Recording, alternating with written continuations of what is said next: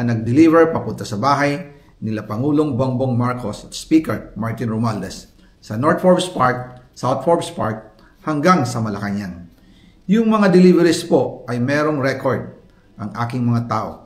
Totoo po yung sinasabi ni Orly Gutesa na nag-deliver siya sa Forbes Park. Totoo din po ang sinasabi ni Orly Gutesa na nag-deliver siya sa Malacanang nung siya ay nasa Senado. Para mapatunayan ang mga litrato na deliveries ay lalabas ko po together with this video. Kaya ngayon ay hinahamon ko si Ombudsman Remulla kung seryoso talaga siya sa mga sinasabi niya sa kanyang press release na idadamay niya pati si Martin Romualdez kung magbibigay ako ng ebidensya.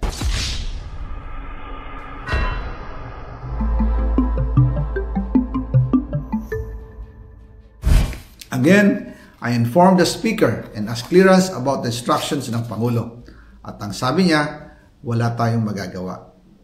Kaya po nagtataka ako kung bakit sinasabi ni Pangulo na hindi niya makilala ang budget. Samantalang lahat na binawas at dinagdag sa mga ahensya ng gobyerno ay humihingi ng approval sa kanya si Sec Mina Pangandaman. Bago namin ginawa o tinapos ni Senator Chis Escudero during the BICAM. Sinabi pa ni Sec Mina, everything is cleared with the President. Basta importante, pasok ang pondo na request ng Pangulo.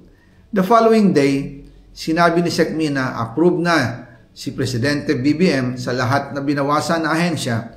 Masaya na ang Pangulo dahil naipasok ang gusto niyang 100 billion insertion. Wala pong perang napunta sa akin. Lahat po ng insertion napunta sa ating Pangulo at Speaker Martin Romualdez.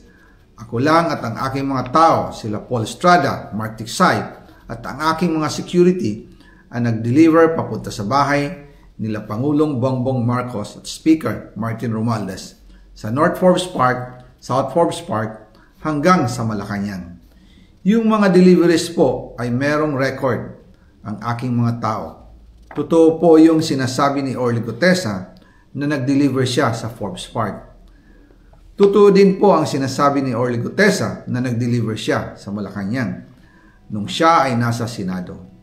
Para mapatunayan ang mga litrato na deliveries ay lalabas ko po together with this video.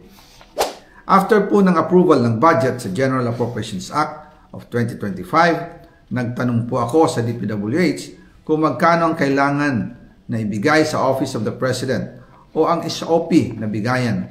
Ang sinagot sa akin ay 25%. Ang ibig sabihin nito, 25% ng 100 billion ang SOP na kailangan ibigay kay BBM mismo. In total, 25 billion ang napunta kay Pangulong Bongbong Marcos. Kaya ngayon ay hinahamon ko si Ombudsman Remulla kung seryoso talaga siya sa mga sinasabi niya sa kanyang press release na idadamay niya pati si Martin Romualdez kung magbibigay ako ng ebidensya.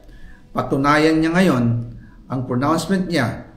Imbestigahan niya ang fraternity Brad at ang kanyang kaibigan na si Speaker Martin Romualdez kung talagang tutupad siya sa tungkulin niya.